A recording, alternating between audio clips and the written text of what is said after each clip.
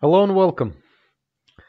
This is Jasur from JR and Firm, and as you can see in this video, I would like to discuss some differences between FTZ company and regular company in China. If you're thinking of investing in China, starting a business, and you don't know where to register your company, specifically in a free trade zone or just in the city, then this video is going to be for you. We're going to touch very basic differences, obviously, but of course, later on, if you have any other questions, you can get in touch with us. If you have any specific, situation, we will be glad to assist you. Now, before we go ahead, please make sure you check our website for our services, and this is our email, and this is our mobile phone number, which is also the same number for Telegram, WhatsApp, and WeChat. You can get in touch with us. So let's start. FTZ company in China. Now, we have been receiving a lot of questions from our viewers on YouTube and also our existing clients uh, asking what is the difference between a regular company that we can register inside any city in China and also FTZ company. In Dubai, for example, let's just give background information. In Dubai, for example, you have a lot of FTZs, right? Free trade zones, and they are directed and they are specializing in different areas. For example, IT, mobile phones, import and export, computers, etc., etc. There's when I visited Dubai, I visited different FTZs, right? And based on the business atmosphere, based on the business, your business plans, you can choose where to register. But in China, this situation is slightly different. For example, we are located in Shanghai. In Shanghai, there are a few FTZs, not so many. For example, in Dubai, you have more than 30 FTZs, right? But in Shanghai, there are only a few. And also, the differences between Dubai and Shanghai, generally speaking, in China, they are quite different as well. Like there are many differences. Uh, let's start talking about some of the advantages and disadvantages when you register your company in Chinese FTZ. Okay, so first of all, generally it's near the port. Okay, it's far away from the city, far away from hustle and bustle of the city life, and it's around 4 hours away from the city center. Of course, Shanghai being a very developed city, it connects those FTZs with the public transport as well. Metro, subway, it goes to any part of Shanghai, including those FTZs. But like I said, generally it's 3 to 4 hours away from the city. This duration is actually 4 hours is in public transport, but even if you drive, it's going to be minimum 2.5, 3 hours away from the city, and that's usually near the port. Okay, Shanghai port is one of the busiest ports in the world. That's no secret. You can Google it and you can get more information about it. And second thing is import tax is not paid until sold in the country. This is, I think, when we talk about FTZs in China, this is the main advantage. And also that is true in many parts of the world, including Dubai. So same thing. In China, when you register your company in FTZ, imagine you are importing some sort of products and you can store them in the FTZ. If you have a warehouse there, you can rent or you can buy a warehouse.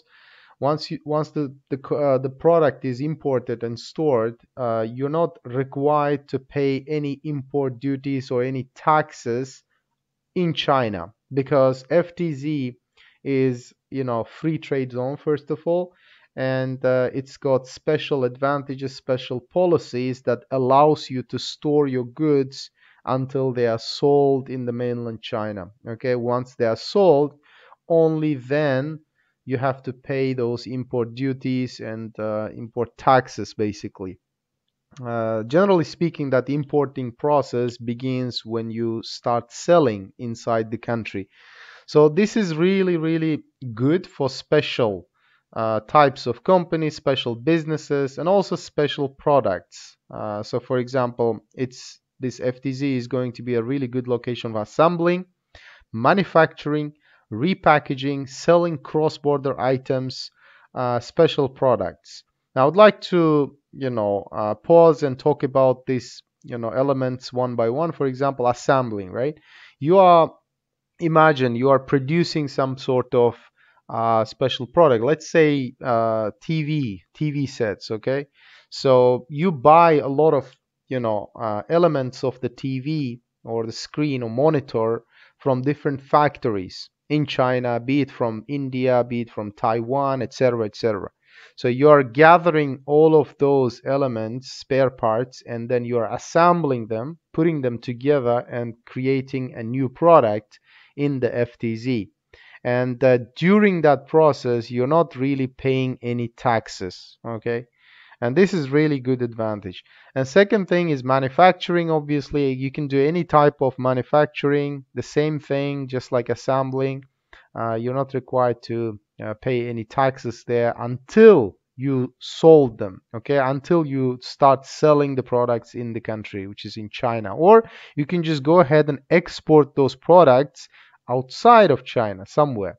Like basically speaking, FTZ, by their policy, by their management, it's generally speaking they don't obey the central government laws, but still they are part of China. It's near the port of Shanghai. It is in China, but still, legally speaking, your product's kind of outside the country. That's what I'm referring to. So when you sell the products in China, then which is outside of FTZ by law, so then you are required to pay those taxes and start the importing process. But you can, like I said, you can also sell or export those products without any paying taxes. You can export them to any other countries. Okay, repackaging. Repackaging is also a good business to register in FTZ. Imagine you have different orders from different brands outside of the country, and they have different requirements for packaging. So you can gather all those products in FTZ warehouse, and then you can employ your staff there, let them repackage and export the items. Selling cross-border items, which is also becoming very, very famous among foreign brands. They have their warehouse, for example, in FTZ, and they bring all the products in that warehouse, and they store them. Okay, they are all foreign brands. For example, let's say you are selling some sort of fitness uh, supplements. Okay, let's say proteins or protein powders or some kind of protein bars, etc., etc. Right? So you can store them here in Chinese FTZ, and you're not required to pay any import duty, import taxes like we discussed.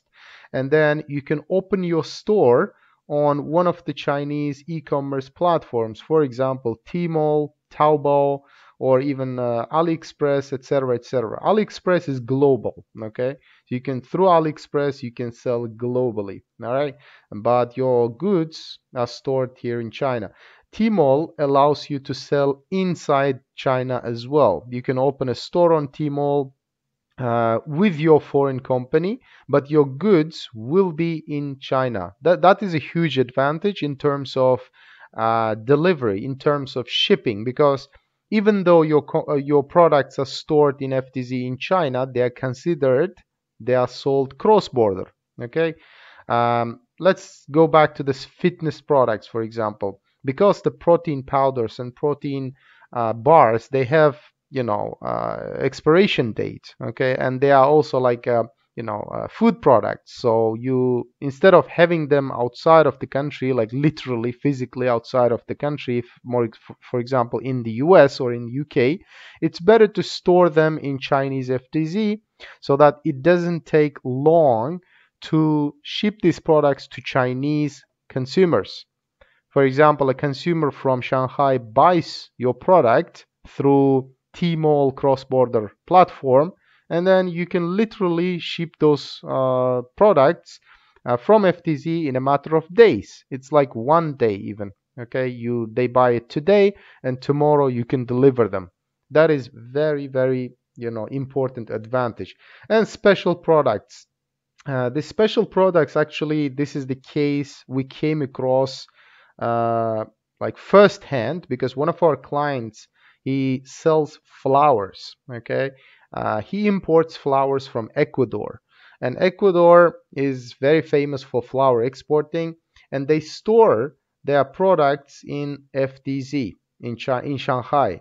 So as you know, flowers are very fragile, very sensitive products. So it makes a really it makes sense, and it's really important for them to store the products nearby the consumers. So that's why they decide to open a company in FTZ and rent a warehouse. So they store all the flowers coming from Ecuador in Chinese and Shanghai FTZ, so that anybody who buys their flowers, they can easily ship them from China, okay, from Chinese FTZ, and it doesn't take them to deliver all these flowers to the consumers. It's like literally days, 1 or 2 days. And next, this is probably disadvantage, because to register a company in FTZ, usually it's slightly expensive compared to regular companies. And office and bank accounts should be inside the FTZ. This is also probably a disadvantage, because main office of the company and main bank account of the company should be inside the FTZ, which we discussed here in the first element. FTZ is very far from the city. So it means that if you want to maintain an office and you need to open a bank account, obviously, so that is like it's not going to be inside the city, and it creates more or less a little bit disadvantage there, more or less like extra work for your staff, because sometimes banks require in China to go to the banks in person, okay, to deal with some of the paperwork. So in that sense, your staff or yourself, even as a director, you need to actually go to the bank 4 hours away from the city, and that kind of can be time consuming. All right, now let's talk about regular company in China. We discussed this, okay, advantages and disadvantages extensively in our different videos, but still, here we go. These are the main ones. A regular company can be in the city, in any city of China. It's literally, you can choose the district where you want to register. In Shanghai, for example, so many districts, you can literally choose any district you want to register, and it can be even in the heart of the city. Office and bank account are also in the city. Usually this is both of them should be and maintained in the district where your company is registered. For example, let's say in Shanghai you register your company in Pudong district, right? So your main office and bank account should also be in that district. Better location, obviously, because FTZ is near the city, and obviously it's far away from the main activities, what's happening in the city, or some of the important like amenities, let's say like restaurants or cafes or shopping malls, etc., etc. FTZ doesn't have them, in most cases. It's far away place, but regular company, obviously, because of you can choose the location yourself, the districts, obviously it's a better location. And good for trading. Regular company is good for trading, consulting, and other non-manufacturing companies, okay? Because we already said that manufacturing company, better to register in FTZ, because it requires space. It requires some advantages in terms of taxing, okay, in terms of taxation. So FTZ offers you all those advantages, but regular company, it's better avoid registering a manufacturing company as a regular company inside the city. And obviously, regular company is one of the advantages, cheaper to register and maintain. Obviously, because like we discussed, inside the city there are different regions, different districts, and you can choose, okay, where to register, and generally speaking it is cheaper and also maintain, okay. um, and import taxes paid, this is one of the disadvantages maybe. If you use your regular company and import some products into China, you want to sell them to Chinese consumers. Let's say, go back to the same example as we used for in the case of FTZ. Let's say you're selling some um, sports, supplements. Let's say, protein powders or something like that. When you are importing these products, you are required to pay import taxes and duties immediately. Okay, it's not like in the case of FTZ where you import and store them in the warehouse and then you avoid paying anything until they are sold in the city. No, in the country. But in regular company, you are required to pay import taxes, duties immediately, which can be a little bit disadvantageous, but still, if you have regular clients who are buying them, then it doesn't really make sense because, of course, unless the products are sensitive products, like in the case of flowers, maybe. But in my opinion, you are paying import taxes anyway.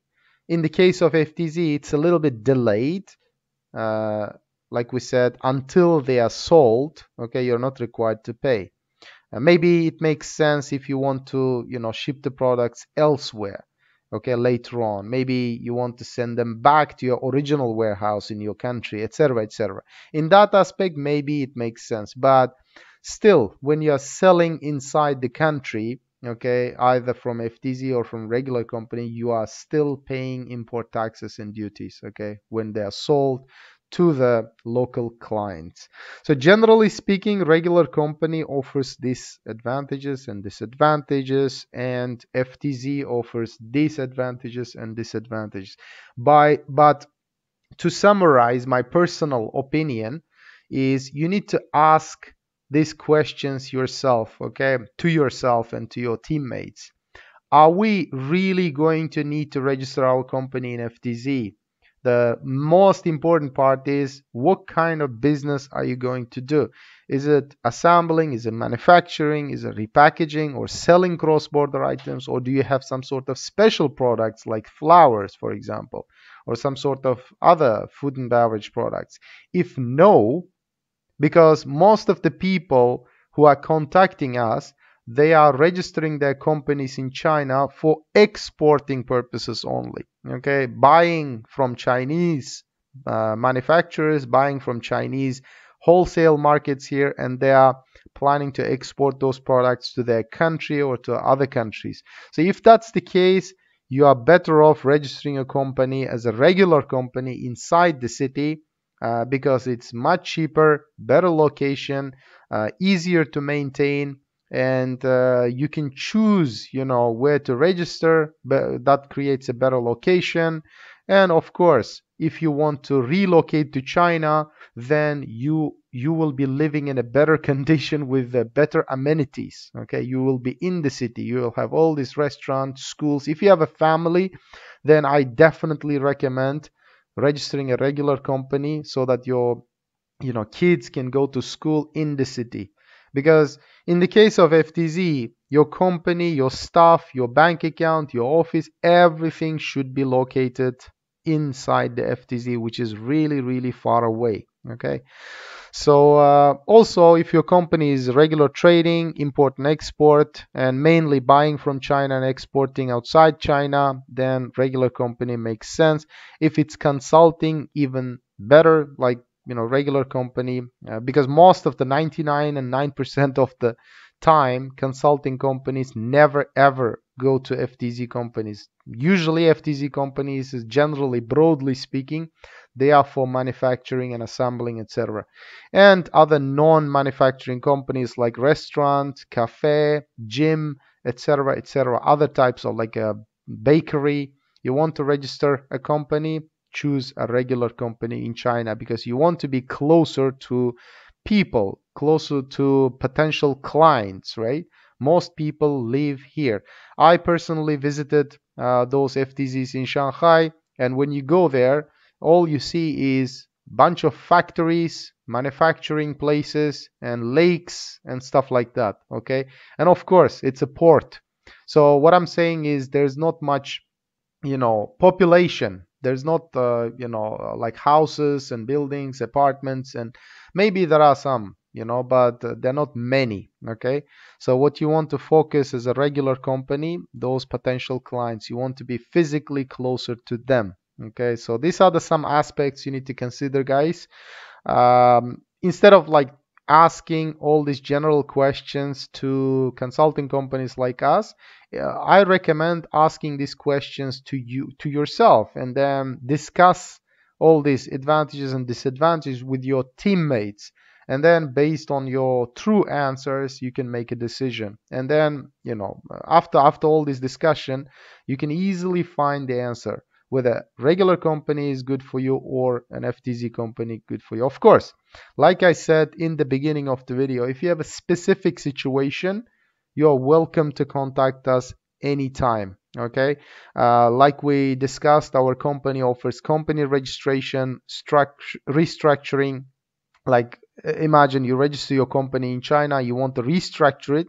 We can help you with that, like changing shareholder, changing personnel, changing the legal representative, director, etc. We can do that. And of course, once you decide to shut down your company, liquidate it, we can also take care of the paperwork. And this service is in China, Hong Kong, Singapore, and other countries. Other countries, I just put it in short because, based on your requirements and like situation, we can serve you in different other countries. You can just tell us. Corporate bank account opening, obviously, in all the countries we operate in. Contracts mainly in English and Chinese. We have licensed lawyers in Shanghai. And dispute resolution in China. If you are cheated by any factory or any local company in China and you are in dispute with them, we can help you with that. Like I said, we have licensed lawyers, Chinese licensed lawyers in Shanghai. They can take care of the paperwork and legal proceedings.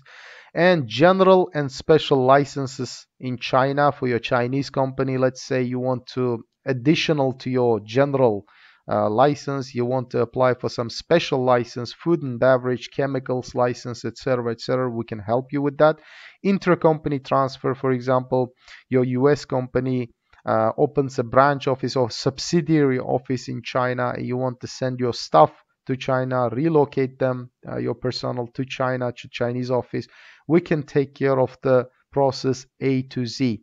But once again, guys, this last service is for companies only. Okay, that's why intercompany transfer. It's not for individual clients. We don't offer relocation services to individual clients, like people who want to register their company in China and then they want to apply for visa, etc., and they want us to help. Usually, I openly say in our videos that we don't deal with individual visas, okay? But if it's a company, then we can assist you with the process. Contact us. We will be glad to hear from you. So once again, guys, JR and Firm, our company in Shanghai is called Shanghai Silk Road, and this is our website. You can go ahead and get to know our services, familiarize yourself, and this is our email address, and this is the phone number which is linked to WeChat, Telegram, and WhatsApp. Welcome to contact with any questions you might have. Thank you for watching, and I'll see you guys in the next videos.